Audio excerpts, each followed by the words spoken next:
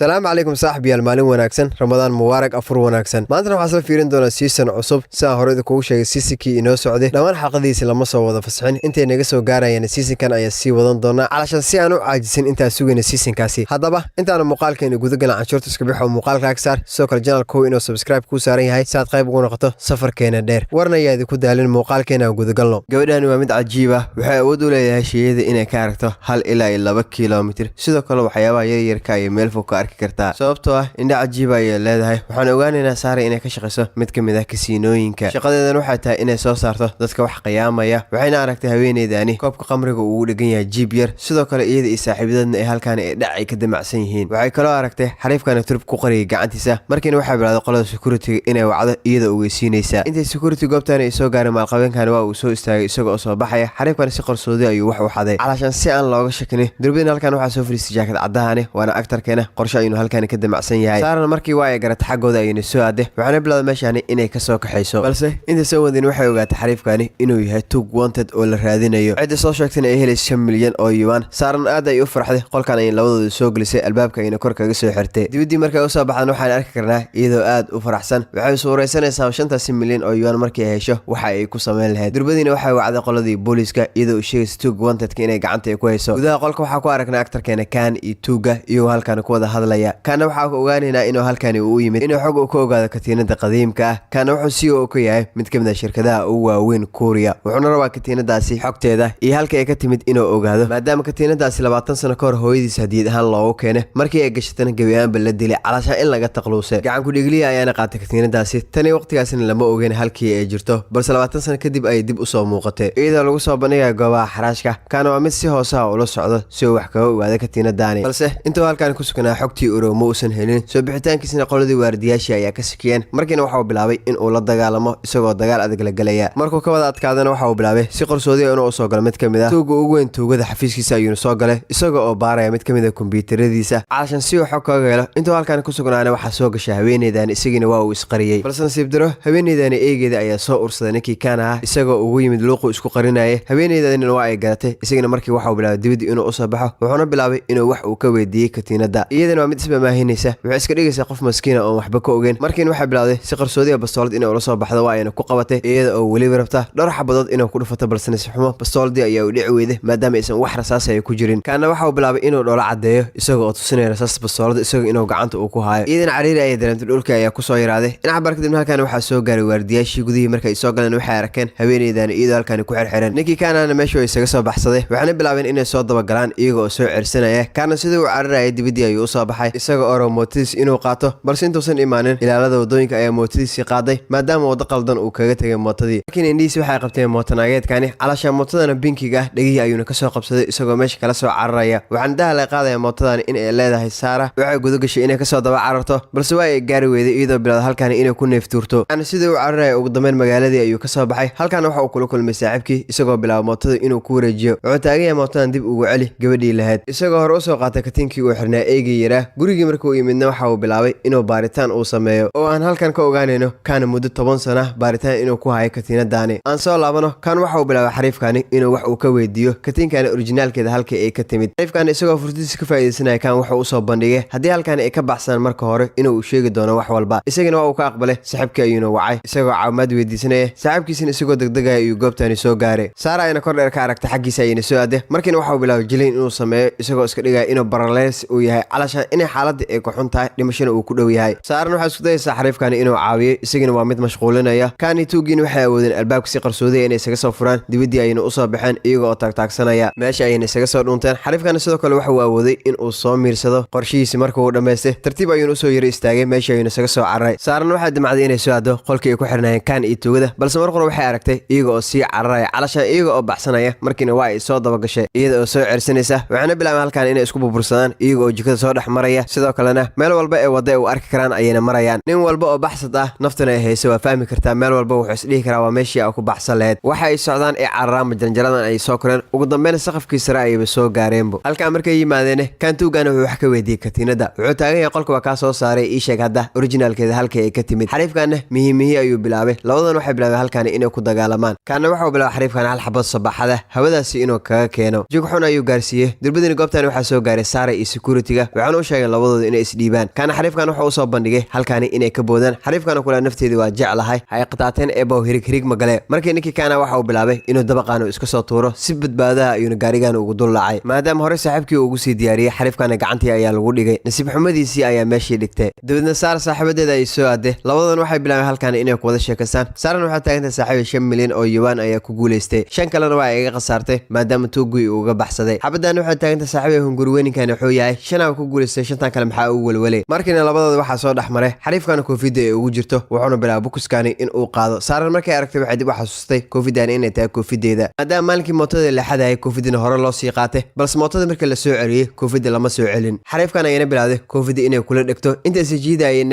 waxa daal ay qaaday xariifkan in uu yahay xariifkii kaan saaxiibkiisa saaran waxay ogaatay tuugii baxsaday midkii fakiyay in uu yahay markiina waxay bilaawday inay iska dabaaliso xariifkan marka uu soo baxay si aayra ay u soo dabagashay iyada oo kor dheer kala socota waxa ay socdaanba ugu dambeyn waxa ay soo gaareen guriga uu xariifkan uu deganaa halkan ayay indhaha kaga heesaa iyada oo kor dheer ka daawanaysa mar qorana waxay aragtay ninkii kaana oo si qarsoodiga u soo baxaya waliba isagoo is soo qariyay wajigiisana aan la arki kareynin markiina waxay bilaawday inay soo dabagasho dhismaan ayuu soo galay iidan markay xaqiiqsatay inuu tuuga u yahay markii waxay bilaawday booliiska inay wacdo iyadoo uu sheegay si degdeg ah goobtan inay ku soo gaaraan calashaaniidii waxay iska leedahay 5 milyan ee ka qasaartay dib ayaa u helaysaa sidoo kale ninkii kaana gurigan markii uu soo galay qaybtan ayuu soo aaday halkaana waxa uu ku arkay wax uu ka fajaco meel walba dhiig ayaa daadsan waxaan la dilay naagtii gurigan degneed taasoo ahayd mid kamid ah dadku gacantooda uu soo maray katiinada qadiimka kaana waxa uu bilaabay meeshani inuu wax uu ka eego calashan si wax cadeena uu helo balse markii waxa uu dareemay wax inay qaldan yihiin booliiska ayana gudihii soo galay gacantii ayaan lagu dhigay meesha ayaan laga soo kaxeeyay saldhigii booliiska ayaan la keenay waxaan la bilaabay baaritaan in lagu sameeyo calashan in wax laga weydiiyo kiiska haweeneydaasi iyo halkaasi waxa uu ka doonay kaana dhowr su'aalood markii la weydiiyay wax cadeena waa lagu waayay markiina uu kaatiisa ay goobtani soo gaaray isagoo soo damiinanaya kaana sidaas ayaa lagu soo daayay waxaan loo wargelin mar walba diyaar inuu ahaado markii loo baahdo isigii saaxiibkiina meeshan ay isaga soo dhaaqeen calashan isigii uu kaatiisa dhanka Lansaar TV-ga waxay ka aragtay ninkii ay warbixinta ka gudbisay inuu yahay CEO ugu sareeya shirkadda Sunwoo markii ay warbixintan aragtay waa ay jahwareertay waxay niyad iska leedahay hadda ayaa dhibaato lugahaagi la gashay calashan ninka awood iyo dhaqaale badan ayaa faraha la gashay markiina saaxiibadeeda ay soo aaday iyadoo halkan kula hadlaysa calashan si nafteeda ay u dejiso waxaan saaxiibadeeda kula talisay waxaan oo idil inay iska intirto markiina taleefankeeda ayaa soo dhacay waxaan loo sheegay gurigii ee degneed inay si degdeg ah ku banayso xabadan hadalkan markay maqashay aad ayay u naxday markiina saaxiibadeeda Saara ayaa u timid waxaana weydiinaysaa waxa ku dhacay iidan waxa uu sheegtay guriga ee deganta milkiiliisi inuu ka dalbaday si degdeg guriga inay kaga baxdo iyadoo aan kontraktigeeda dhameysan Saarna waxa taagtay saaxiiba isha kaalku uu degan yahay aniga 10 lama ilaabaan u soo dhigi doonay markiina halku uu degan yahay milkiilaha ay u soo tilmaamtay iyadoo aan ag la qabtay ayna soo aaday waxaan daalay qaaday milkiilaha cid kale inuu sanan uu yahay ninkii kaan ha wuxuu screenkii ka arkay Saara iyadoo aad u careysan albaabkuna si xun u garaacaysa markiina waxa uu bilaabay qolkan inuu isku soo qariyo saaxiibkii ayuu u sheegay inuu la hadlo isagana waa uu ka aqbalay si ayaan albaabkii kaga furay Saara gudii markay soo gashay waxay bilaawday indhaha inay kaga dhacdo iyadoo aan hadal kala joojinaynin waxay taagantaa kala adiga anaga adoomma noo malaysa doonta ka sameeyay karto guriga ka saari karto iyadoo aan kontraktiga dhamaanin tan waxa idinka yeelayna ma maxkamad ay la koreena markii ninkii kaana ay dibadii u soo baxay markii aragtana xogo xishood ay dareentay hadalkii ayayna bedeshay markii waxa bilaawday ninkii kaana inay la hadasho waxay taagantaa saaxiib kiiska lagu soo oogay dilka waa ogahay kabar hada kiiskaasi ka caabiya calasha inaa sheego inaadan wax dambi aan lahayn maadaama arkay gacan guriglaha isagoo oo gurigaasi ka sii baxaya sidoo kale boorsamada wax ku wada xarifkan kan ayuu gooni ula soo baxay wuxuu taagan gabadhaani aan ka faa'iideysano taasoo laga yaabay inay naga caawiso kiiskani inaan xalino markiina waxay bilaabeen halkaani inay ku heshiyaan dawladda saddexdooda waa ay soo raaceen iyagoo soo aaday goobta dilka uu ka dhacay halkan markay yimaadeen Saara waxay taagantahay ani goobtan ayaa taagnaa gacan guriglina halkaas ayuu ka soo baxay korreer ayna wax walba uu ka arkayay iyadoo dadkan uu sheegaysa korreer inay wax ka arki karto waxay taagantahay 2 kiiloomitir wax ka fog ayaa arki karaa xarfaantan maan kuwa aaminaya waana iska dabaalinayaan idan si kalsooni ku jirta ay wax walba u sharxaysa waxay taagantahay ninka isagoo isqarqariyo boorsana gacanta ku wata ayuu meeshaasi ka soo baxay waxa uu socdana luuq yar ayuu galay waliba iyadoo soo kaxaynaysa ugu dambeyn luuqii uu galay ayay keentay halkaana derbi ayaba ka soo muuqdo mana meel wada ah kan saaxiibkeen waxay taagan yihiin beentan sida uu socota halkan ay ku fashilmatay meesha ay isaga soo dhaaqeen balse Saara waxay aaminsantahay wax kale inay jiraan markiina waxay bilaawday hareeraha goobtan inay eegto ugu dambeyn kaamiradan ayay aragtay kan saaxiibkii ayuu soo jeedisay kaamiradan inay eegaan xariifkan isagoo xirfadiisa adeegsanay waxa uu wada kaamiradan in uu jabsado waxayna arkeen xariifka isu soo dadooday gacantana boorso ku wata sidoo uu socdana luuqii ay tilmaamtay Saara in uu galay dhowr saacad luuqaasi markuu ku jirana gaarigan ayuu la soo baxay markiina waxay bilaabeen gaarigan targadiisa inay eegaan iyagoo oradinay xogta ku qoran ninka iska leh waxayna arkeen cunugan yar inuu ku qoran yahay markiina kan saaxiibkii waxay bilaabeen inay soo raacaan si uu soo ogaadaan gacan guriglaha iyo milkiilaha gaariga xiriirka ka dhaxeeyo markiina Saara ay ka soo tageen iyagoo sheegay shaqadeedii inay dhamaatay in cabaal markay socdeen xariifkan kan wuxuu u soo jeediyay Saara inay hore u kaxaystaan maadaama holahoodii ay ka caawin karto iyagoo ka faa'iideysanaya aragtideedii fog kan waa uu ka aqbalay soo jeedintii uu soo jeediyay saaxiibkiisa markiina dib ay u soo laabteen iyagoo soo kaxeynaya Saara waxayna ku wargeliyeen maanta waxaa laga bilaabay inay yihiin dembibaarayaal saarana ay tahay gacanyaraha dembibaaraha siday u socdeenna waxa ay soo gaareen goobtii haweeneydii la dilay ee ka shaqaynaysay iyagoo wax ka wareysanaya milkiilaha goobta waxa uu ka yaqaana haweeneydaasi milkiilahana waxa uu taagan yahay muddo dhowr sano ayay la shaqaynaysay qof wanaagsan ayay ahayd markiina sawirkan ayay tusiyeen wuxuu taagan yahay dhowr jeer waxaa ku arkay haweeneydaasi kordheer isagoo ka fiirinaya dabeedna waa ay soo raacaan iyagoo imaanaya ninkan waa ninka si qaaska iskula shaqaynayeen haweeneydii la dilay markiina dhowr su'aalood ayay weydiiyeen iyagoo oo tusinaya katiinadaani halka ay haweeneydaasi ay ka soo gashay wuxuu taagan yahay boyfriendkeeda si kalgaceel ah ugu keenay iyadana hal habeen ayay waxay ku aaday xaflad waana isla habeenkii la dilay kaani saaxiibadiin waxay soo aadeen isla hoteelkii ay ka dhacaysay xafladda isagii saaran waxay bilaabeen si kale ilaaba oo kala visa oo kala kacsan inay usoo labistaan gudihii markay soo galeen waxay bilaabeen halkaani inay ku ciyaaraan saaran waxa u xiran katiinad qaali ah iyaga oo sidoo kale halkaani ku indheynaya saaran mar qor waxay aragtay qof ee ka shakiso iyadoo adeegsanaysa indhihii kaan meel fog ayayna ka aragtay markiina waxay bilaabeen ninkii kaana inay usoo dhawaato iyadoo dhegta ugu sheegaysa waxay taaginta xariifka naga gadaaleeyo kaamira ayaa u xiran weliba kaamirada guluuska kaana waxa uu bilaabay inuu isla dabaaliyo dhinac gees ayuuna usoo baxay markiina xariifkan ayuu u yimid isagoo ka fujinaya kaamirada xariifkan afkii ayaa u daboolan markii uu arkay in kaamirada laga qaatan waxa uu bilaabay meesha inuu isaga soo cararo bal saara ayaa lagu dhigtay afaafka gambow ayuuna u dhacay durbadiina gacantii ayaa lagu dhigay markii maaskii laga siibin cid kale maan waa milkiilihii ee u shaqaynaysay naagtii la dilay kay qasbeen xoogii awood ee u isticmaaleen waxa uu bilaabay wax walba inuu u sheego wuxuu taagan yahay in milkiilaha kambaniga miihi qof kale ayaa iga sareeya waana qofka aad soo aragteen waxaanoo idil waxa u sameynaa muuqaalna ugu duubnaa dadka caanka ah inaan ku qasabno inay nala shaqeeyaan balse dilkoodii wax shaqo iyo shuqul ku leenaha ma lahan markiina waa ay soo baxeen xariifkana waxa uu bilaabay fariin inuu u diro ninkii ka sareeyey isagoo uu sheegaya in ay fashilmeen xariifkana waxa uu bilaabay inuu raadiyo mimiri kaarkii ee wax walba ay ku duubnaayeen calaasha muuqaaladii caddeynta isagoo guda galay inuu tirtiro balse intuusan wax ficil ah sameynin saddexdan ay halkaani soo gaareen isagana waxa uu bilaabay in uu laqo maadaama uusan haysan waddo uu ku baxsado markiina waxay guda galeen xarfaantaani inay ka matajiyaan iyagoo awoodooda isugu geenaya balse ee dhalahaani afkiisa ayuu ku haystaa iyaguna fara ayay ka gelinayaan ugu dambayna saara waxay bilaada dhexda inay ka qabsato iyada oo riixaysa tanina waxay keentay mimiri kaarkii dibadii inuu usoo baxo xariifkan uu soo yarama tago dibadna saddexdan mimirihana gacanta markay ku dhigeen meesha isaga soo tageen halkaa markay yimaadeen waxay bilaabeen muuqaalada mimirigani ku jiro inay indheeyaan ugu dambayna waxay heleen muuqaalka haweeneydii la dilay iyada oo ku sugan baarkaani waxaana u xiran katiinada ambushiinatada lagu taageero carruurta kansarka qaba aad ayaynu ula yaabeen waxaan isweydiinaa haweeneydani wax carruura maysan dhalin sababtay u xiran tahay katiinadaani waxayna bilaabeen goob dadka ku sugan inay indheeyaan markiina saara waxay aragtay xariifkani boortkiyaabaha wata markiina waa ay aqoonsatay waxay taagan tahay waa mid lamid ah boortkiyaabihii uu xirnaa gacan ku dhiiglaha kaani saaxiibkii markii waxay bilaabeen inay kaamirada ay kusoo zoom gareeyaan si wejigiisa ay u aqoonsadaan balse kaamiradu maaha mid si fasiixa looga arki karo saara ayayna weydiiyeen haddii ay aqoonsan karto inay u sheegto iyadan waxay taagan tahay waxba si fiican uma arko waxayna ku wargelisay inay xaafadeeda aadayso maadaama waqti dambe ay tahay balse kaan ayaa celiyey waxa uu taagan yahay waxa isku ilaaweysa ayaa jiro markiina waxa uu tilmaamay katiinada iyadana waxay bilowday inay u furtay farta ay ka saarto iyada oo kuleh biqilisanida katiinadan yar oo qiimaheeda aan badnayn ma iga ceshanaysaa isagana waxa uu taagan yahay qiimaheeda waa 1 bilyan oo yuan saaran hadalkan markay maqasho waa ay aamini kari weyday qoorteeda inay bilowday inay tataabato calashaan niyadda ay iska leedahay maanta katiinad 1 bilyan ayaa wadatay meesha ayayna isaga soo tagtay iyadoo gurigeeda soo aadaysa halkaana waxaaba joogto saaxiibadeed markiina waxay bilowday halkii ay ka timid saacaani waxay taagantahay saaxiibe maxaa kaa qaldan jawigaaga ajurumaan sidoo kale dharkana aa wadato halkay ka keentay maadaama ay yihiin dhar qaali ah saaran waxay taagantahay maxaa ka qaldan saaxiibadeedna waxay u sheegtay 2 bilyan oo yuan in uu joogo aysan macquul ahayn dukaan inay tagtay iyada ay soo iibsato waxay taagantahay talow yaa soo dhacday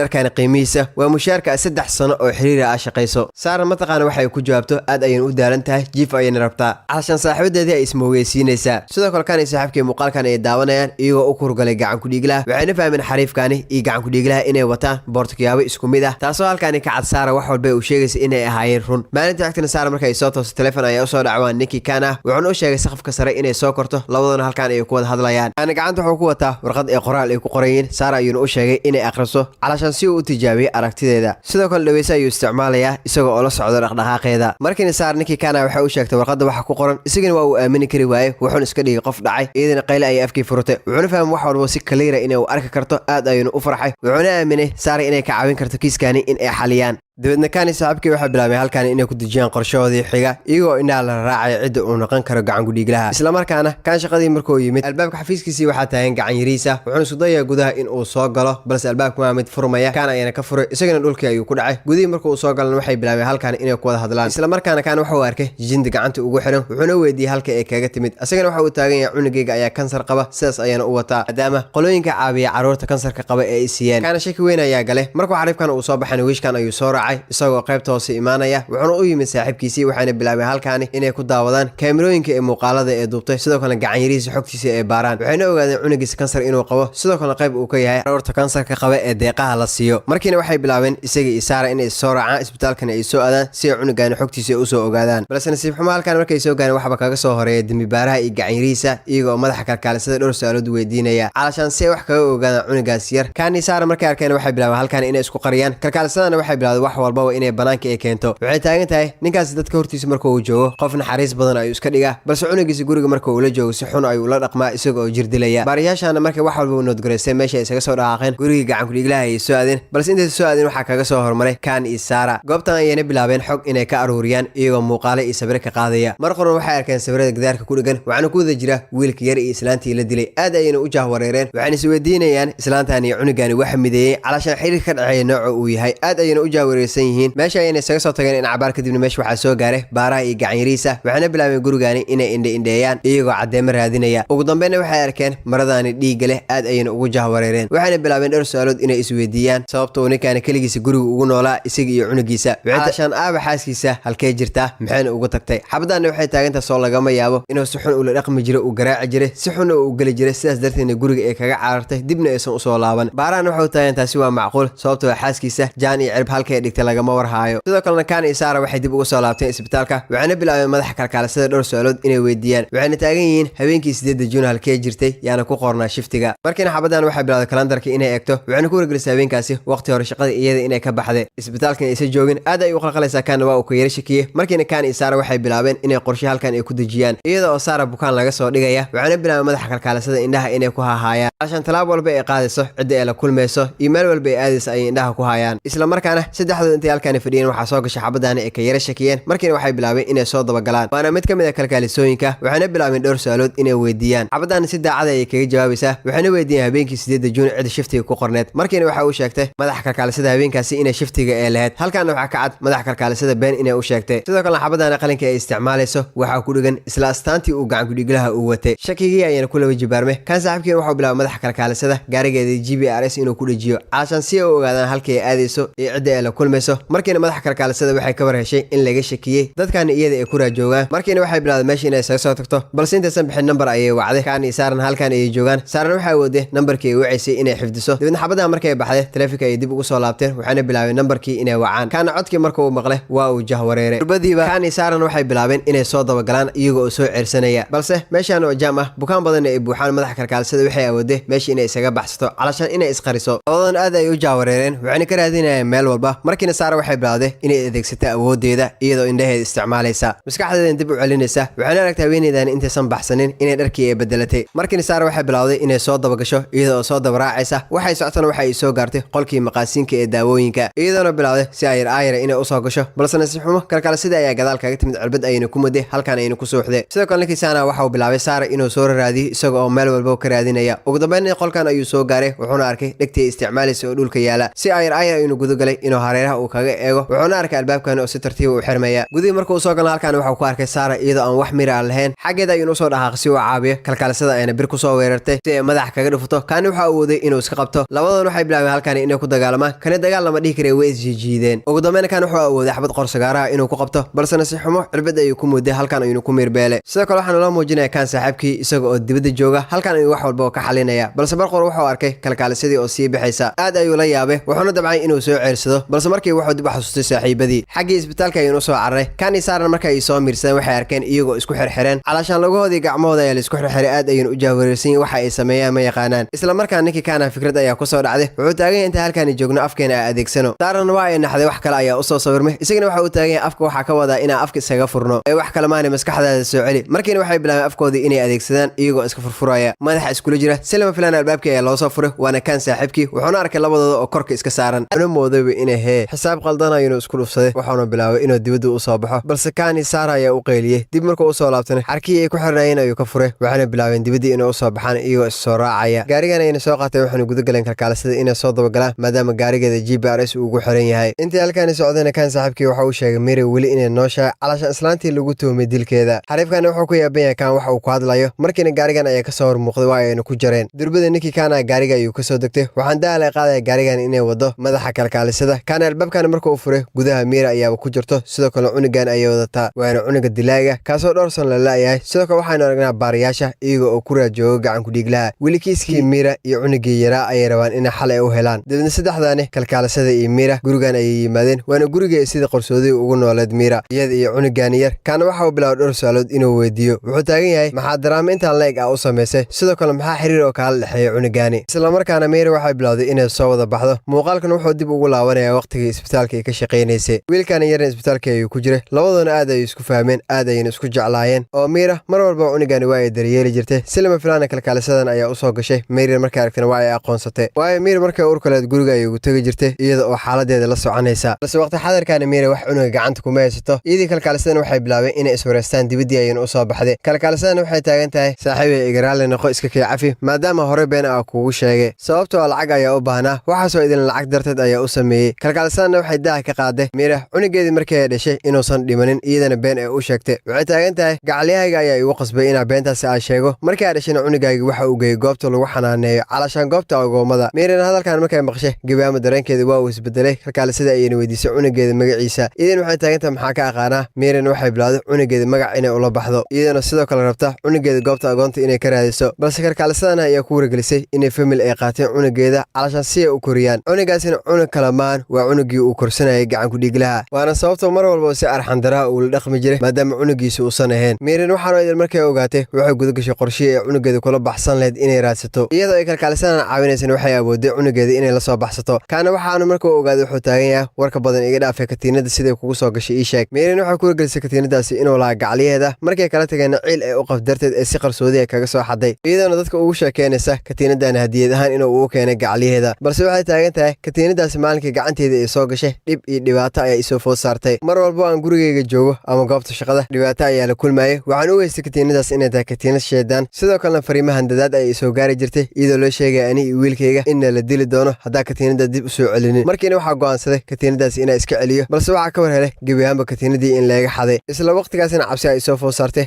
anigoo u baqay nolosheeda iyo tii cunugeyga sidaas ayaan u sameeyey qorshaha dilka anigoo iska dhigaya inaa ahay gacan ku dhiglaha oo wax walba gurigeyga laga shakin kara ayaa baabiyey sidoo kalena kaamirada waa iska qariyey kaana hadaladan markuu maqlay waa uu dhoola cadeeyey wuxuu taagan qof fiican aa tahay qorshahan oo idilma waxaa u samaysay cunugaaga dartii mise wax kale ayaa jira sheeko yaqaan ayaa tahay sheekadan si fiican ayaa u dhisi kartaa talow filmaan badan haddaa samayso hiid super hiid ay naqanayaan balse keligii sheekatiinadan orijinaalkeeda halka ay ka timid iyo magaca gacaliyahaagii hore Mirana waxay bilowday inay isdabaaliso waxaana kaani saaxiibadii ka codsanaysaa inay iska sii daayaan waxay taagan tahay falaad ayaan leeyahay diyaaradda inay iga tagtaan ay ka baqaya cunugeygana wadnaha ayuu ka bukoonaya qalin ayaan u wadaa inaan marsiiyo haddiisan ka gaarsiinna waa uu ka dhimanaya waxaana kaani saaxiibadii ka codsanaysaa inay iska sii daayaan balse ka amaa mid hadalkeeda dhegeysanaya wuxuu taagan yahay waxaas wax iga gala malaan keliya waa inaa ii sheegtaa magaca gacaliyahaygii hore sidaas keliya ayana kugu day karaa Mirana waa mid iska ilimeynaysa kana waxa uu taagan weligaa oysaa ama ooy ama barooro keliya waxaa rabaa gacaliyahayga magaciisa sababtoo ah wuxuu rabaa inuu ka ogaado halka ay ka soo gashay katiinadaasi maadaama gacan ku dhiglihii dilay hooyadii uu soo qaatay katiinadaasi Mirana waa mid iska ilimeynaysa saarana xoogaa calooshii ayaa jilacday ninkii kaan ayana u timid waxaana bilowday dibadii inay u soo saarto si ay wax kaga dhaadhiciso waxay taagan tahay saaxiibo islaantan adirna cunugeedana qalinkaa soo marsiiso markay dib u soo laabatayna wax walba way noo sheegi doontaa balse kaan maa mid hadalkeeda dhegeysanaya dib markay u soo laabtayna waxay arkeen kaan saaxiibkii isagoo dhulka yaala oo miirbeelan caashaan isagoo aan wax miir aan lahayn cirbad ayaana lagu muday kaana waxa uu bilaabay saaray inuu canaanto wuxuu taagan yahay waxaanoo idil calolo jileecaagii ayay ku dhaceen markiina kaan saaxiibkii ayay soo miirsaday waxayna bilaabeen halkaani inay ku wada hadlaan iyagoo wax iska weydiiyaya Mira xalifkan waxa uu taagan yahay waa ka daba tegi karnaa maadaama gaarigii ay qaateen GPRS ugu xiran yahay sidoo kale waxaynu aragnaa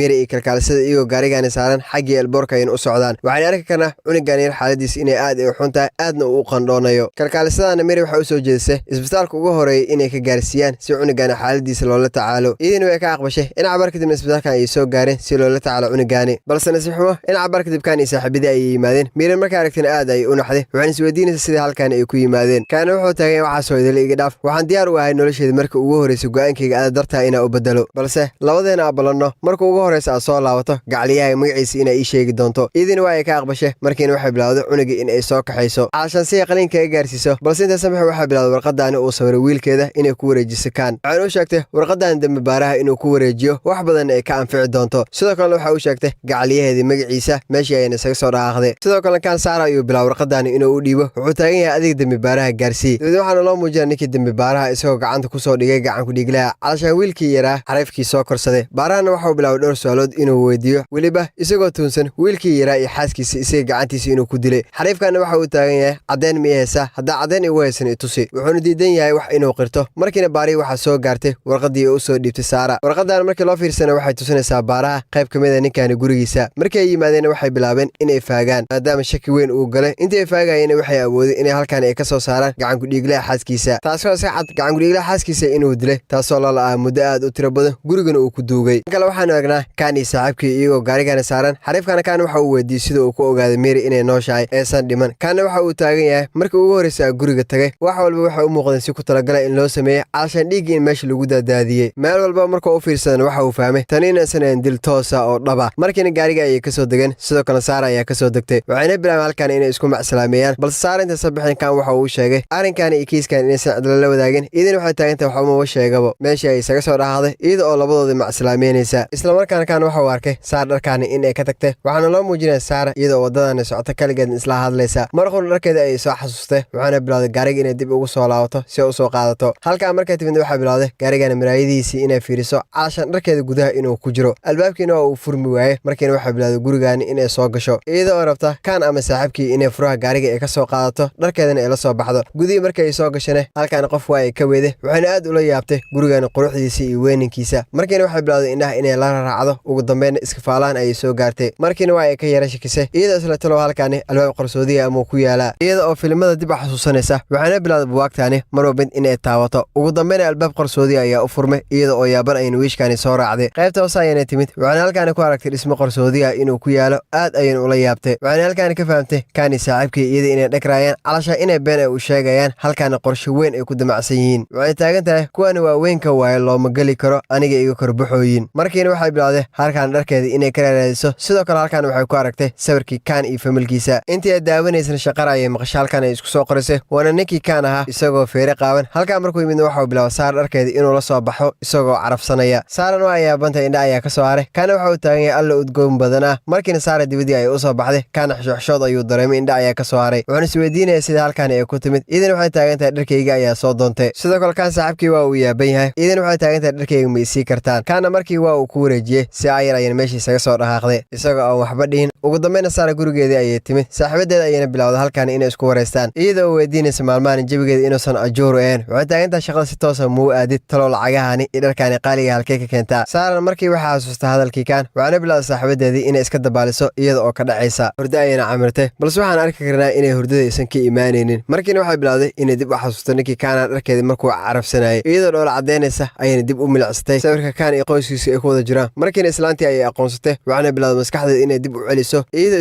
isweydiinaysa islaantaas halkay ku aragtay. Waxaa daal ay qaadaya Saara markay ku jirto xirada agoonta silma filaan waxa u soo booqatay kan hooyadii iyadoo dhammaan carruurta halkan jooga laabta gelinaysa. Si bixitaankeeda nin ayaa si qarsoodiga u dilay. Saarana waxa isku dayday ninkaas wajigiisa inay aqoonsato, balse waa ay kari weyday. Maalinta xigtana waxaan aragnaa kan saaxiibkii iyagoo xafiiskani ku sugan. Saara ayayna sugaya iyadan ma mid imaanaysa. Sida ay saacadii u eegayeen aad ay u dahsadeen. Markii ninkii kana waxa uu bilaabay Saara inuu waco taleefankeeda ma mid la qabanaya. Hal mar ayaana laga qabtay taleefankii aan lagu jiray. Kan saaxiibkiina aad ay u walwaleen. Waxaana bilaabay inay isweydiiyaan Saara waxa ay ku sugan tahay. Kana wuxuu taagan soo lagama yaabo inay dhibaato ay ku jirto. Markiina waxay soo aadeen Saara saaxiibadeed iyagoo halkan ku wareysanaya. Idan waxa taagan tahay idin ma aqaani, balse waan barooweynaya. Markiina waxay bilaabay Saara taleefankeeda inay wacdo manaha mid la qabanaya. Waxaana ku wargelisay in laga yaabo inay booqato xarunta agoomada, taasoo iyada ay ku soo kortay. Kan saaxiibkiina iyagoo degdegaya xaruntan ay yimaadeen. Maamuliye ayayna weydiiyeen Saara calasha inay imaadeen. Islaantan waxay taagan tahay muddooyinkan nama soo booqanin. Soo bixitaankoodan waxay arkeen sawirada gidaarkan ku dhagan. Waxaana halkan ka fahmeen Saara iyo dambaaraha inay halkan ay ku soo koreen. Labadana saaxiibo isku dhow inay yihiin. Sidoo kale Jay sawirkan ka arkeen Saara in isku qol ahaa jireen qolkii ayayna soo galeen. Waxaana bilaabay halkan barataan inay ku sameeyaan. Waxaana arkeen daawooyin ee Jay isticmaasho aad ayayna kaga shakiyeen. Dhan kale waxaan aragnaa Saara iyada supermarket-kan ku sugan. Waxaana raadinaysaa saaxiibadeedii Jay maadaama loogu soo sheegay supermarket-kan inay ka shaqeyso. Xariifkan waxa uu sheegay hadda inay baxday. Markii Saara waxay bilowday inay soo cararto dibadii ayayna u soo baxday. Waxaana aragtay saaxiibadeedii iyadoo halkaas sii socoto. Balse nasiixmo intaysan soo gaarin halkan waxa ka soo muuqda koox gaangistar ah. Waxaana bilaabeen Jay inay afduubtaan iyagoo gaarigan saaranaya. Isla markaana Saara waxay bilowday booliska inay wacdo, balse taleefankeeda ma mid shaqeynaya. Kan saaxiibkii ay halkan ka soo muuqday. Waxaana bilaabeen inay soo raacaan si ay u soo celisadaan kooxdaani. Calashan si ay gabadha kaga soo dhigaan. Ugu dambeyn waxay is celisadaanba waxa ay soo gaareen dhismahaani. Saarana waxay rabtaa gudaha inay soo gasho. Ninkii kana ayana celiyo wuxuu taagan yahay anaga rag ah anaga gudaha galayna adiga dibadda noogu sug. Idan ma midka yeelaysa halkan ay isku jijiidayaan. Kooxdii gaangistarna Jay halkan ay keeneen iyagoo kala tuuraya. Waxaan u keenay hogaamiyooda. Sidoo kale kan waxa joogta Jay saaxiibadeed iyadoo aan wax miira lahayn oo ka dhacsan oo dhowdhow ah. waxaan daalay qaadaya Jia iyo saaxiibadad hogaamiyahan inay darooga ay ka qaadeen si u soo iibiyaan, balse labadooda lacagta aysan soo celin. waxaan rabaa halkaan inuu kaga miirsado. durbadiina albaabkii la soo gargaraacay, dhammaantoodna aad ay u naxeen. labadan ayana bilaabay xaggii albaabkii inay soo aadaan. waxaan daalay qaadaya inuu yahay ninkii Kana isagoo koofid wata. wuxuu taagan yahay adeega ay dirsateen waa idin keenay. xarfaantan waxay taagan yihiin anaga wax aad dalbana ma lahan ee naga tag. isagana wuxuu ku adkaysanayaa adreeska laga soo waca adreeskani inuu yahay. markiina waxay bilaabeen inay la dagaalamaan. isagana waxa uu bilaabay awoodiisa inuu isticmaalo. halkan ayuuna bilaabay jiko baad inuu ugu daaro. sidoo kale Saara waxay awood gudaha inay soo gasho, balse raggan gaangeysarada iyagoo isticmaalaya hubkooda waxay bilaabeen bamba daqiiqa inay sii daayaan si ay isugu qariyaan. Kana iyo Saarana waxay awoodeen inay kasoo dhex baxaan. hogaamiyahana waxa uu bilaabay Jia inuu soo qabsado isagoo dhuunta midida ka saaraya. wuxuuna sheegay Kana iyo Saara haddii ay talaab ay soo qaadaan inuu ka taqluusi doono. markiina waxa uu ku amray inay isiri dhiibaan. iyagana waa ay aqbaleen. waxaa la bilaabay halkaan in lagu xirxiro maadaama ay doorasho kala haysanin. markiina waxa uu bilaabay hogaamiyahani inuu dhibcaha uu ka tirsado isaga oo garaacaya, balse ninkii Kana hore ay isugu tashtay maadaama saaxiibkii dibadda uu taagan yahay. balanbiigiisa ayuuna ku dhaqaaqay. wuxuuna hogaamiyaha eragana u sheegay waxay kadib booliska halkaan inay soo gaari doonaan. markiina waxaa yeeray sariigii booliska. xarfaantan naxdin ayaa u darmay. albaabkan ayaa furmay. halkaan waxaa ka soo muuqday commandos calashaan ciidamada gaarka ee gorgor camal. durbayna xarfaantan leesarkii marka lagu qabtay waxay bilaabeen meesha inay isaga soo cararaan naftoodan ay la soo baxsaan, balse waxaa daalay qaadaya halkaani askar badan inaysan joogin. sawiro ayaana halkaan yaala. waxaana hogaaminaya Kan saaxiibkii isagoo isku soo toosistay. xarfaantan waxay moodayeen ciidamada gaarka ah meesha ayna isaga soo cararaan iyagoo naftooda la soo baxsanaya. Kan saaxiibkiina waxay bilaabeen dibadii inay u soo baxaan iyagoo raba gaarigooda inay soo qaataan, balse markii waxay ka war heleen gaariga in uu xiran yahay. furaha gaarigana uu qaatay hogaamiyaha tuugada. isla markaana Saara ayaa bilaabday inay soo daba gasho iyadoo indhaheeda la raaraacaysa wadooyinka ay marayaan halkii ay ku sii jeedaan ee taargadiisa. intay isticmaalaysa awoodeedan aad ay u xanuunsatay. jabigoo idil ayaana ka qasmay. xaalad xun ayayna gashay. meerkeedan ma mid jooga. gaarigan ayana ku soo dhawaaday in uu ku dhaco. si lama filaan waxaa kaga soo gaaray ninkii Kana. labadoodan dhulkii ay ku soo wada dhaceen iyaga oo laabta iska galaya. halkaana waxaa ka abuurmay jawi qurux badan oo nooc kale ah. calashaan jabigii hee iska fahmay Kana waxa uu daawanayaa Saara. markii waa ay mirbeshay xaggii isbitaalka loola soo cararay. markiina halkaan waxaa soo gaaray saaxiibadad. waxaana bilaawday Kan iyo saaxiibkii su'aalo inay weydiiso. waxay taagantahay saaxiibtay maxaa ku dhacay, ii sheegay dhibka gaara muxuu yahay. markiina Kan wuxuu ku wargeliyay inta saaxiibadeeda Jia ay badbaadinaysay iyada inay mirbeshay calashaan intay isticmaalaysay awoodeeda aragga fog. Saara markiina waa ay soo miirsatay. waxaana bilaawday Kan iyo saaxiibkii inay weydiiso Jia halkii ay jirto. waxay taagantahay aba Jia. markiina iyaguna waxay isku dayayaan inay yara dejiyaan. dhanka kale kooxda tuugada Jia halkaan ayay keeneen iyaga oo ku soo xiraya. waxay taagan inta lacagtan dib noogu soo celinayso halkaan ay ku xayirnaanaysaa meel aad ka aadaysa malan. calashaan anaga ayaa ku haysano. sidoo kale waxaan aragnaa Kan iyo saaxiibkii iyagoo halkaan qorshe ku dejinaya. waxaana ka fikirayaan hogaamiyaha tuugada halka uu geyn karo Jia iyagoo halkaan dabagalo ku sameynaya. ugu dambeynna waxay awoodeen inay gartaan goobta uu hogaamiyaha uu geeyay Jia. markiina halkaan ayay soo gaareen. waxaana awoodeen Jia inay soo fakiyaan meeshan ay ka soo saaraan. waxa ayna keeneen isbitaalkaani si xaaladeeda loola tacaalo. Kan iyo saaxiibkii halkaan ay taagan yihiin. waxay aad ula dhacsiin sidii Saara ay u danaynayso Jia. niyada ayna iska leeyihiin wah tani ayaa saaxiibka ah. markiina afartooda waxay bilaabeen halkaan inay ku caweeyaan xogaa iyagoo jawi yar qaadanaya. markiina Saara waxay aragtay Kan dhaawaca gacanta kaga yaala. wuxuuna soo gaaray markii uu badbaadinayay. markiina waxay bilaawday inay ka dhaydo iyadoo faashidan ka saaraysa. waxay taagan tahay iska taxadar, qof weyn ayaa tahay. dhibaatooyin kusoo gaaraya waa inay iska ilaalisaa. isna afkiisa wax hadalkama soo baxa iyada ayuu iska daawanaya. muuqaalkeeda ayuu la dhacsan yahaabo. beenkiina Saara waxay dhinac jiifatay Jia. calaasha sariirtii ee saarneed dhinaceedii ayaa camiratay iyadoo dhulka firaashanaysa. intii hurdaysana riyooyin xunxun ayay ku riyoonaysaa iyadoo qalqalsan ayna soo toostay. dhan kale waxaynu ognaa Kan iyo saaxiibkii iyagoo halkaan ku wada hadlaya. xariifkaana Kan wuxuu ku wargeliyay xaaladda shirkadda inay aad ay u xun tahay. Leon qorshe weyn uu damacsan yahay calashaan inuu rabo inuu ka tuuro booska CEO-ga isagana oo shirkadda uu la wareego. markiina Saara ay halkaan ka soo muuqatay. waxaan taagantahay hurdo ayaa iga imaan kari weeday. sidaas ayay kugu imaaday. dibadna saddexdooda waxay bilaabeen halkaan inay ku wada hadlaan. Kana fikradda ayaa ku soo dhacday. markiina Saara wuxuu u soo jeediyay inay iska dhigto shaqaalaha cusub ee shirkadda ay qaadanayso si kaliya ay u noqoto ninkii Leon ahaa. idin waa ay ka aqbashay. maalintii xigtana shirkaddii ay soo aaday Saara halkaan ayayna bilaawday interview inay ku marto. xariifkaana si fiigeeda markuu arkay aad ayuu la dhacay calashaan goobihii ay ka soo shaqaysay experience-geeda. markiina waa uu aqbalay. waxaan loo qaatay inay kaliya ay u noqoto ninkii Leon ahaa. isla markaana Saara iyadoo waqtigeeda ka faa'iideysanaysa waxay soo gashay xafiiskii Leon. markiina waxay bilaawday halkaan kaamirooyin inay ku rakibto calashaan si ay ula socdaan dhaqdhaqaaqiisa. in cabaar kadibna Leon ay xafiiskii ku soo galay. iyadina waa ay aqalqashay. markiina waxay bilaawday inay jabiga dejiso. isagana waxa uu weydiiyay wax halkaan ay ka qabanayso. iyadina waxay taagan tahay kaaliyahayga cusub ayaan ahay. markiina shaqadeeda ugu horeysa ayuu u diray. wuxuu taagan yahay flash iyo dukumentiyada iga soo tafaftir ee si degdeg ah igu soo gaarsii. dibadda waxaa naloo muujinaya ninkii Kana isagoo xafiiskiisa ku sugan. wuxuuna daawanayaa ninkii Leon isagoo xafiiskiisa ku sugan. wax walba uu sameynayna waa mid arkaya. dibadda markii waxa uu bilaabay saaxiibkii inuu waxa isagoo ka codsanaya Leon gaarigiisii inuu GPS ugu xiro calashaan si ay ula socdaan meelaha uu tagayo iyo cidda uu la kulmayo. isagiina waa uu ka aqbalay. isla markaana Kana waxa uu bilaabay ninkii Leon inuu basaaso calashaan inuu la socdo isagoo sidoo kale dhageysanaya codadkiisa. wuxuuna halkaan ka ogaaday ninkii Leon sidoo kale inuu ku raad joogo katiinada qadiimka ah. Kana aad ayuu ula yaabay. wuxuuna isweydiinayaa sida uu ka ogaaday iyo waxa uu ka damacsan yahay katiinadaasi. dhan kale waxaanu aragnaa Kan gacan yariisa. wuxuuna diyaarinayaa xaflad yar oo lagu soo dhaweynayo shaqaalaha cusub ee shirkadda isagoo dhammaantood isku wacay. Kaan intuu halkaani joogo maskaxdiisa dhowr su'aalood ayuu ku soo dhacaysa markiina waxa uu bilaabay meesha inuu isaga soo dhaqaaqo. Soo bixitaankiisina xabadan ay halkaani ku qabatay waxaana dabacday inay la hadasho isaguna waxa uu taagay howlo muhiim ah ku mashquulsanaya mar kale ay wada hadleena. Markiina halkaan waxa ka soo muuqda ninkii Leon ah kana inuu bilaabo dhowr su'aalood inuu weydiiyo wuxuu taagay kale adigu ay basaasiis miyaa maxay ugu daba jirtaa halkaan ka qabanaysa. Kaan wuxuu taagay maxaa ka faa'iido basaasidaada. Kaan waxa uu mid inaa xaflad dir ah ku dhigno taasoo aan ku soo dhaweynayna shaqaalaha. Markiina gacan yariisii dhammaan shaqaalihi ay halkaan ka soo muuqday. Leon markuu arkay waa uu qancay dadna waxa bilaabay miiskaan inay camirtaan iyagoo jabi galaya cuntii cabitaan ah beerkay saarteen iyagoo jabigooda ajuur ka dhigaya. Intii halkaan ku sugnaayeen dhammaantood xaddi badan oo qamri ay caaween iyagoo dhowdhow naqanaya balse ninkii kaana waa mid taxadaraya wuxuu ka cabsanaya inuu fardi baxo. Kulankooda yar markay dhameysteen dhammaan shaqaaluhu waxay bilaabeen inay dibadda u soo baxaan mid walba isagoo dhacdhacaya ayna gaari la saaray balse kaan waa mid jawjawla ah maadaama uusan cabin xaddi badan oo qamri ah mirkiisa tamaam waay wuxuuna bilaabay gaarigiisa inuu soo qaato balse intuusan bixin halkaan wuxuu ku arkay Saara wuxuuna u soo bandhigay inuu hore u sii qaado iyadana waa mid isqaaliyeynaysa. Markiina waxa uu bilaabay meesha inuu isaga soo dhaqaaqo balse xoogaa markuu socdo nafta waa ay siin kari weyday in uu ka tago. Markiina waxa uu bilaabay gadaasheedii inuu soo socdo isagoo ku hubsanaya intay gaari ka korayso calashan taxi inay ka qaadanayso waxa ay socotana busteejada ay soo gaartay iyadoo dhowdhow ah kabaana gacmaha ku qaadanaysa wax miira ma lahan. Kaan waxa uu bilaabay gaarigiisa inuu ka soo dago xaggeeda ayuuna soo aaday wuxuuna bilaabay kabaheedii inuu u geliyo isagoo duud ku soo qaadaya wuxuuna la soo aaday xaggii iyo xaafadiisa. Waxa uu wadana ugu dambeyn waxa uu soo gaarsiiyey gurigeeda isagoo oo sariirtaani jiifinaya idan ma mid mirkeedii jooga oo cirkaas ay ku jirtaa. Ninkii kaan ay ku dhegdhegaysaa iyadoo u suuroonaysa markiina dhawnadiisii ay qabatay iyadoo soo jiidanaysa si ay u dhunkato. Kaan waa uu yaaban yahay indha ayaa ka soo haray halkaan jabi ayaana kaga abuurmay isla mar qura albaabkii ayaa la soo gargaraacay waana baarihii Saara saaxiibkeed. Kaan markuu dhawaaqa albaabka uu maqlay aad ayuu u naxay waxa uu sameeyay ma yaqaan. Saara dhowdhow waay markii wax bilaawday inay soo jiidato labadana waa isku soo dullaceen sidoo kale baaraha sida albaabku garaacay waa uu daalay wuxuuna rabaa inuu baxo sababtoo waxa uu moodaa Saara inaysan joogin balse mar qura waxa soo dhacay taleefankii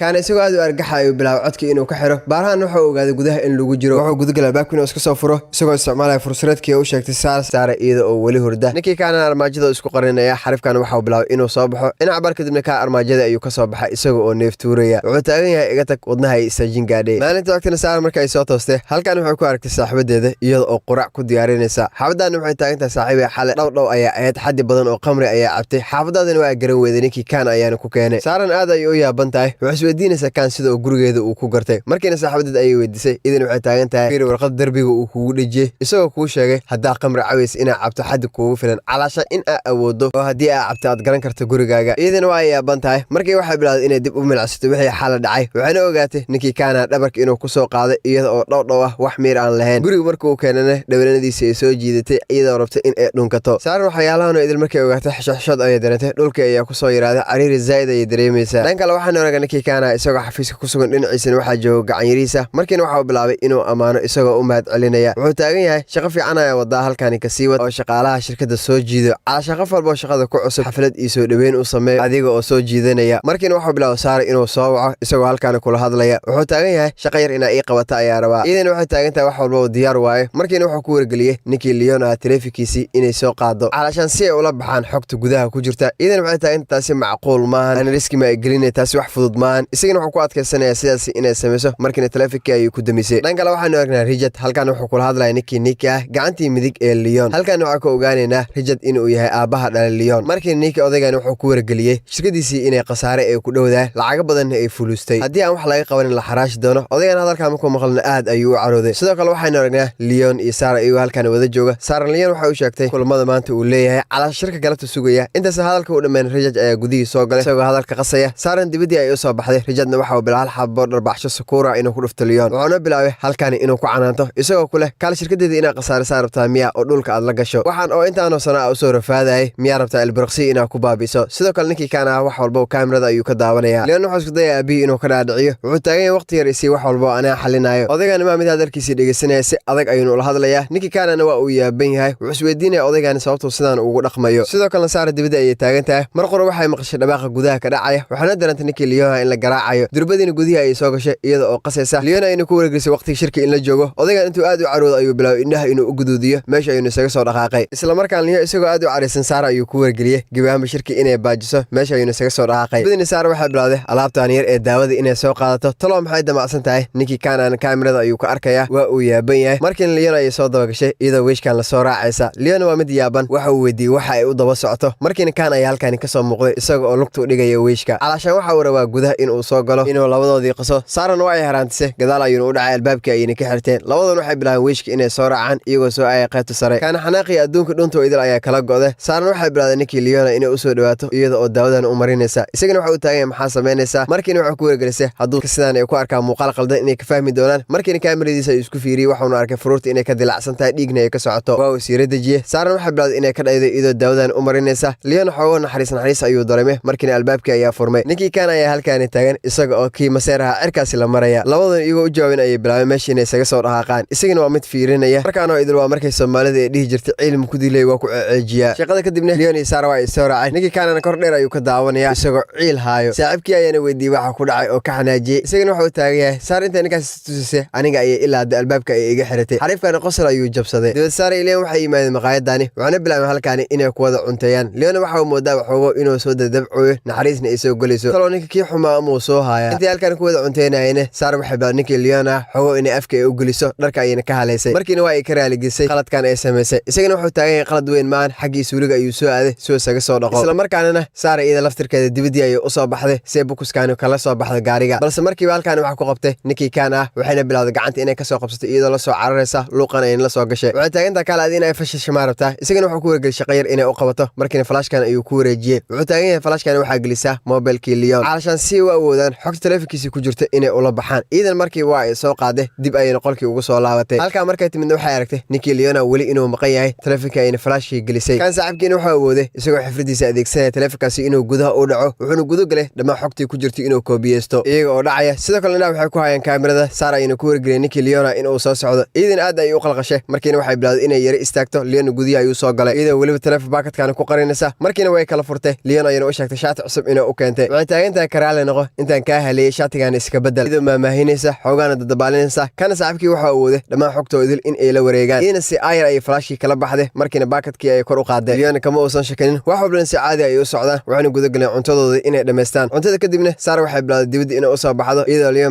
macsalaameynaysa. kani saaxiibkiina waxa awooday dhammaan xogtooda idil gacantiina ku dhigaan. Saara ayaana u timid intii xogtan ay eegayeen mar qor waxay arkeen Leona galabtii inuu la balansay qof nambarkiisa uu ku saf gareysay Sunday. markiina waxay bilaabeen halkaan inay qorshe ay ku sameeyaan iyagoo sidoo kale dib u raacaya fariimaha labadoodii ay wadaageen. isla markaana galabtii markii la gaaray kani saaxiibadii waxay bilaabeen inay isu soo ekeysiyaan ganacsato Shiinees ah iyaga oo soo aadaya hotelka Leona oo kula balansanaa xariifka uu ku saf gareystay Sunday. halka markay yimaadeen waxay bilaabeen qolalkii in ay kala bedelaan calasha macmiilkii u socday ninkii Leona in loo geeyay kan. sidoo kale kan saaxiibkii oo iska dhigo macmiilkii waxaan la kulmay ninkii Leona waxaana bilaabeen halkaan inay ku wada sheekaystaan. sidoo kale ninkii kana xariifkan ayuu wareysanaya calashan si xog ay kaga helaan. intii halkaan ku sugnaayeen Leona waxa lagu wargeliyay qofkii uu soo xaalad inay qabsatay calashan waxa uu taagan yahay gacan yariisa ayaa ahay wax walba ani ii sheeg aniga ka caawinaya. markii ninkii Leona wuxuu ku wargeliyay inuu u baahan yahay in la maalgeliyo calashan shirkadiisa in laga ilaaliyo inay muslifto oo dhulka ay gasho calashan inay qasaarto. markiina xariifkan wuxuu sheegay taasi inaysan ka caawin karin. Leona aad ayuu u carooday markii waxa uu bilaabay meeshii inuu isaga soo dhaqaaqo. sidoo kale ninkii kana xariifkan ayuu wareysanaya isagoo warka ka dhuraya. labadooda halkan ay ku heshiiyeen hawshooda markay dhameysteen waxay bilaabeen meeshii inay isaga soo dhaqaaqaan. balse ninkii ayaa goobtan jooga isagoo si qarsoodi ah sawir kaga qaadaya kan iyo saaxiibadii. habeenkii markii la gaaran kan saaxiibkii waxa uu soo raacay Saara saaxiibadeed. labadooda halkan ay waqti ku wada qaadanayaan waxaan ka fahmaynaa inay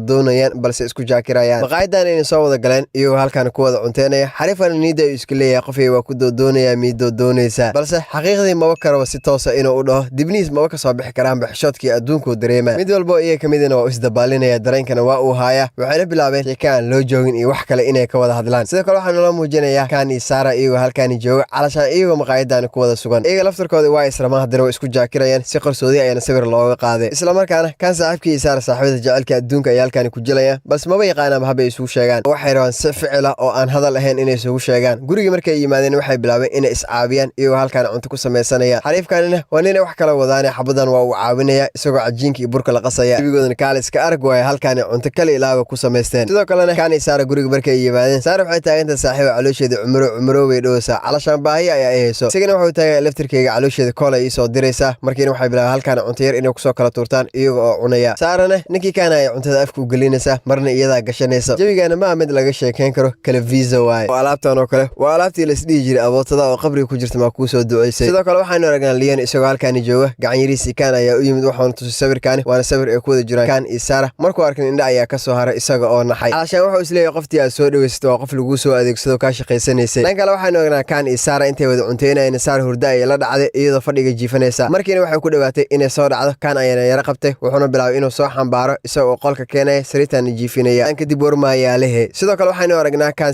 saaxiibkii isagoo akhrinaya dhammaan xogtii Leon wuxuuna awooday dhammaan feelashii dhaqaalaha inuu gacanta uu ku dhigo isagoona sidoo kale arkay iimaylo badan oo wax uu isku dawmamariyay maalinta xigta ninkii kaana markuu uu soo toosay waxa uu arkay Sarah oo laabta kaga jirta aad ayuu u argagaxay wuxuuna damcay teleefankiisa inuu soo qabsado balse iyadii ayaa ku dhaganbo kaana yaabkiisa ayaa u daaran wuxuu isweydiinaya wax halkan ay ka qabanayso markiina Sarah teleefankeeda ayaa soo dhacay waxaana damcday inay teleefankeeda ay soo qabsato balse indhihii markay kala qaadaba waxay aragtay iyadoo korka ka saaran ninkii kaan ahaa waa ay naxday aad ayuu u argagaxday dhulka idil ayaana ku soo yaraaday markiina waa ay ka booday iyadoo argagaxsan kaana waxa uu tahay saxiib qalad hay fahmin ana xataa ma og wixii xalan dhaxmaray labadeena iyad ma dhageysanaysa mid walba yaabkiisa ayaa u daaran dibad labadooda waxay bilaabeen inay is soo raacaan iyo wax xafiiska soo aadaya waxaana ka soo galeen albaabka dambe ee qarsoodiga ninkii kaana dibadii markuu u soo baxan halkaan gacan yariisi ayaa ku sugaya markiina waxa uu bilaabay dhowr su'aalood inuu weydiiyo wuxuu taagan saaxiibow maskaxdeeda ku soo dhacayo oo maqlay run miyaa mise been waaye markii kaana waxa uu weydiiyay waxa ay yihiin asagana waxa uu taagan markaa ku soo waxa maqlay gabar codkeeda iyada oo qeylinaysa talo yaa guriga kula joogay ninkii kaana cariiri ayuu dareemay markiina waxa uu bilaabay mowduuca inuu bedelo isagoo ka wareysana xogtii shirkadda xarifkan wuxuu taagan ninkii Majel ah wax warbixina muusan soo gudbinin dii law aan teleefankiisa ma qabanaya sidoo kale wuxuu ku wargeliyay ninkii Majel ah inuu soo qarxiyay xog ku saabsan ninkii Leon ahaa balse markii lagu soo baahiyay baraha bulshada gibaanba xogtaasi la tirtiray ninkii kaana waa uu yaabay markiina saaxiibkii ayaa soo wacay wuxuuna bilaabay wax walba inuu u sheego wuxuu taagan yahay ninkii Leon wax walba waa uu ogaaday calashan adiga Sarah inay isla shaqeysaan isagana uu adeegsanaysay isla markaana kan saaxiibkii waxa uu weydiistay xogtii Majel inuu u raadiyo calashan inuu xafiiska uu ku sugan yahay iyo inuu ka baxay xarifkan waxa uu bilaabay kaamirooyinka inuu jabsado wuxuuna saaxiibkii ku wargeliyay ninkii Majel ah inuusan gabayaanba shirkadda uu ka soo bixin gudaheedana uu ku jiro kaana aad ayuu yaaban yahay wuxuuna isweydiinayaa waxa qaldan kaana durbadii waxa uu bilaabay kolka inuu Sarah uu soo saaro isagoo wax walba ku wargelinaya wuxuu taagan sida ugu dhaqsiyaa badan meesha isaga soo carar calashan ninkii Leon waa uu ku fahmay gacantiisu ku dhigay naftaada la soo baxso Sarah iyadoo degdegaysa waqti aan isku lumin ay bilaabay meesha inay isaga soo carto sidoo kale ninkii Leon ahaa iyo gacan yariis ayaa gudihiisa soo galay calashan shirkadda marqon Leon waxa uu arkay Sarah iyadoo si cararaysa wuxuuna guda galay inuu soo ceersado calashan si uu gacanta ugu dhigo labadooda waxay is ceersadaan ugu dambeyn Sarah waa ay ka dhuumatay meesha ka baxday ayuu garan waayay markiina waxa uu bilaabay hareeraha inuu ka eego ugu dambeyn waxa uu arkay xarifkan nadaafada xarifkan cid kale ma waa ninkii kaana isoo soo qariyay wuxuuna weydiiyay diyoorka gabar halkaan mareysay kaana waxa uu taagay qof arkay malahan markiina waxa uu bilaabay meesha inuu soo yara dhaqaaqo Leon waa uu yara shikiyay wuxuuna weydiistay weelkan qashika inuu u furo calashan waxa uu is leeyahay Sarah ayaa gudaha ku jirta markiina kaana waxa uu bilaabay sanduuqan inuu furo urzaid oo qurmoon ay ka imaanayso Leon uu adkaysan waayay kaana ayuu iska soo fasaxay waxa uu socdana wiishkan ayuu soo galay caagan ayuu furay wuxuuna bilaabay Sarah dibadda inuu soo saaro dharkan ayuu si wuxuu taagay dharkan gasho iidan waa ay yaaban tahay wuxuuna weydiisay halka urka ka keenay markiina geedkan ayuu la soo baxay wuxuu taagay geedkan urkiisa ayuu adkaysan waayay qashin ayuu u maleeyay qosla ay jabsatay markiina waxay bilaabeen labadooda inay soo raacaan calashan inay soo aadaan xafiiskii Majel markay yimaadeen xarifkan ayaa ku arkay wuxuuna bilaabay dhowr su'aalood inuu weydiiyo calashan waxa meeshaan ka qabanayaan iyagana waxay taageen waxaanu nahay shaqaalaha cusub ee nadaafada markiina waa uu soo dhabeeyay labadan waxay bilaabeen gudaha shirkadda inay u soo galaan iyagoo si toos ah u soo aadaya xafiiskii Majel dhan kale waxaanu aragnaa ninkii Leon isagoo xafiiskiisa ku sugan ninkii aan la joogo wuxuuna bilaabay wax walba inuu u sheego calashan Majel waxa uu haleeyay Leon hadalkan markuu maqlay aad ayuu kaga carooday wuxuuna u sheegay ninkii inuu u soo waco asagana waxa uu taagan yahay teleefanka hadii laga waco ma qabanayo Leon isagoo aad u calisan ayuu ku wargeliyay xafiiskiisa inuu ugu tago dhagtana uu ka soo qabto markiina meesha uu isaga soo dhaaqay sidoo kale Sarah iyo kana xafiiskii Majel ay gudaha u soo galeen wuxuuna bilaabay halkaani inay tirtiraan calashan iyaga oo nadiifinaya kana fursadiisa ayuu bilaabay inuu ka faa'iideysto wuxuuna kortay kombiyuutarkii calashan si uu xog uga la baxo sanasiib xumo inta xogta gudaha u galin markii halkan waxa soo gaaray ninkii ah labadan waxay bilaabeen in isdabaaliyaan isqariyaan ninkii halkan markuu yimid hareeraha ayuu eegay halkan Majel waa uu ka arki waayay wuxuuna bilaabay shaqaalahan inuu wareysto kan Sarah halkan ay ka daawanayaan xarfaantan waxa uu sheegay xal inay isugu dambeysay ka gadaalan dib dambeeysan u arkin markiina waxa uu weydiiyay saacadii ugu dambeysay ay arkeen calashan saacadii isugu dambeysay aragtidiisa cabadan waxay taagan tahay 12 habeenimo ayuu shaqadii ka baxay Sarah hadalkan markay maqashay waxba ayaa ku soo dhacay waxay taagan tahay tani macquul ma aha Majel 12 oo shaqada uu ka baxay sidoo ku furi karaa emailkii loo soo diray 12 habeenimo sidoo kalena koobkii uu isticmaalay inuu yahay sidiisii calashan inuusan waxba iska bedelin labadan shaqo ay halkaan ku galay waxaan u cadaatay Majel inuusan ka bixin xafiiska laga yaabo shirkadani inuu ku dhex sugan yahay calashan meel kamid uu ku xayiran yahay dhanka kale ninkii wuxuu yimid Leon isagoo wax walba ku wargelinaya calashan Majel inuusan shirkadda joogin Leon aad ayuu carooday markii waxa uu bilaabay halkaan inuu burburiyo calashan sameecadani waxaan waxyeelo soo gaartay kaamirada ee Sarah ay geliyeen kan saaxiibkiina ay kala socdeen markiina xarifkan waxa uu bilaabay inuu is soo toosiyo doorkiisa uu qaato maadaama ay ku dhow yihiin in ay fashilmaan markiina waxa uu bilaabay inuu soo aado xagga shirkadda isagoo muuqaalkiisa soo bedelaya gudii markuu uu soo galanay xabadan ayuu yimid wuxuu taagan yahay xafiiska Leon ayaa rabaa maadaama la iga soo sheegay inay cilad ay ka jirto calashan systemka inay wax ka xaliya ayaa rabaa iidan ogolaansho ay u siisay qolkii inuu soo galo sidoo kale xarifkan kor dheer waxa ka aragtay Sarah saaxiibadeed waa ay yara shakisay waxay taagan tahay ninkani muxuu damacsan yahay markiina waa ay soo daba gashay iyadoo xabadan uu keenay dalabkii ay dalbatay xarifkan gudii markuu soo galo waxa uu bilaabay inuu hareeraha uu ka raadiyay kaamirada ugu dambeeyna waa uu helay gacantii markuu ku dhigay waxa uu bilaabay inuu soo baxo balse nasiib xumo halkan waxa soo gaaray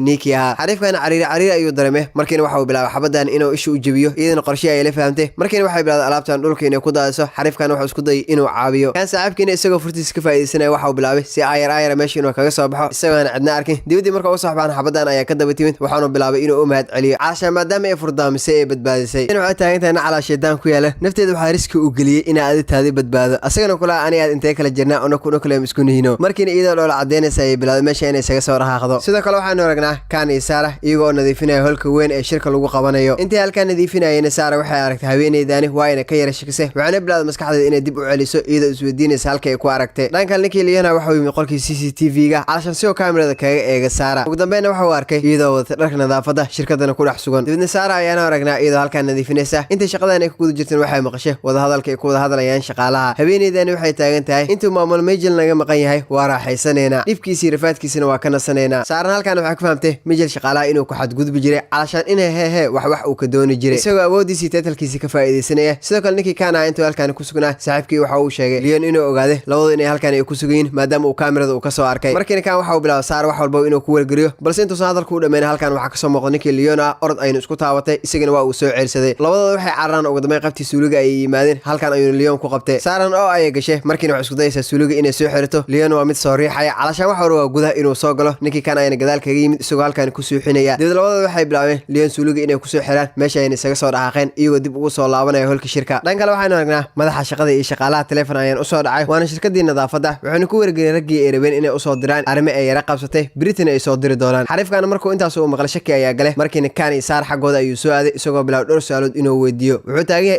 iscadeeyaatiin halkaan maxaa ka sameeynaysan kan cariiri ayuu dareemay dhulkii oo idil ayaa ku soo yiraaday waxayna fahmeen inay fashilmeen markiina halkaan waxa soo gaaray kan gacan yariisa wuxuuna arkay kan inuu isqarqarinayo dibna uu dhaxda kaga jiro markiina waxa bilaw xariifkan inuu la hadlo wuxuu taagan yahay shaqaalahani anaa soo diray si kala u fahmin maadaama shaqaalihii hore aan sugayn ay imaan waayeen markiina kan iyo Saara ayuu soo kaxeeyay halka markay yimaadeen kan waxa uu bilaabay inuu u mahad celiyo gacan yariisa wuxuu taagan yahay shaqada inteedii kala dhiman anaa dhameystiray markiina meesha isaga soo dhaqaaqay markiina labada wajiga ay soo badisay waxaana ku yimaadeen wajigii lagu yaqiinay iyagoo imaanaya holkii shirka halkaan waxa ka soo muuqtay haweeneydani markiina waa ay yara qabteen iyagoo bilaabay inay su'aalo ay weydiiyaan kan halkaan wuxuu ka aqoonsaday gabadhan inay tahay mid kamid ah shaqaalaha hore u shaqayn jirtay shirkadda waxaana bilaabeen cadaadis inay saaraan iyagoo weydiinaya Mijel halka uu jiro haweeneydani su'aalihii markay ku bateen ee u dul qaadan kari weeday markii waxay bilaawday inay soo wada baxdo waxay taagan tahay waxaan kamid ah shaqaalaha ugu fircoonaa ee shirkadda wax walba oo ay qabto dadaal walba oo sameeyay Mijel isaga ayaa isku qori jiray calashan isaga ayaa sheegin jiray in uu qabto markii aan ka dhiidhiyo oo war aan ka keenay gabaama shaqadii ayuu uga ceeriyay waxay taagan tahay ani ciil ayaa qabtay waxaan oo idil ayaana sameeyay sidoo kale waxa ku wargelisay Mijel inuu qof xun calashan qof ku saqajaama habeen ka shaqeeya shirkaddaani isagoo iska fashuqsanaya jirkoodana ku xadgudbaya dibadda muuqaalka wuxuu dib ugu laabanaya haweeneydani iyadoo Mijel kafeeg wax ugu dartay markuu cabana waa uu yara suuxay iyada mid kamid ah shaqaaluhu waxay bilaabeen inay ka shaqeystaan calashan iyaga oo sanduuq gelinaya halkan ay xabsi kaga dhigeen calashan iyadoo rabtay inay ku cadaabto haddaba aan soo laabano kan markuu wax walba uu ogaaday haweeneydani waxa uu weydiiyay cidda kala qayb qaadatay barnaamijkaani calashan cidda caabisay iyadana waxay taagan tahay aniga keligii ayaa sameeyay iga caabiyay ma jirto markiina wuxuu ku wargeliyay iyada iyo qofka caabiyay inaan wax dacwaa loo qabsan doonin sidoo kale xaqooda loo dhicin doono markiina halkaan waxa ka soo muuqday labadaan shaqaalo kana markuu hadalkooda dhageystay wuxuu u ballan qaaday inaan dacwo loo haysan wixii waqtigan ka dambeeyay xur ay yihiin xaqoodan uu siin doono maadaama uu yahay qofka ugu sareeya shirkadaani iyagana waa ay ka aqbaleen markiina waa ay soo kaxeen iyagoo keenaya qolka uu yaalay sanduuqa markiina waa ay fureen gudii waxa ku jira ninkii Mijel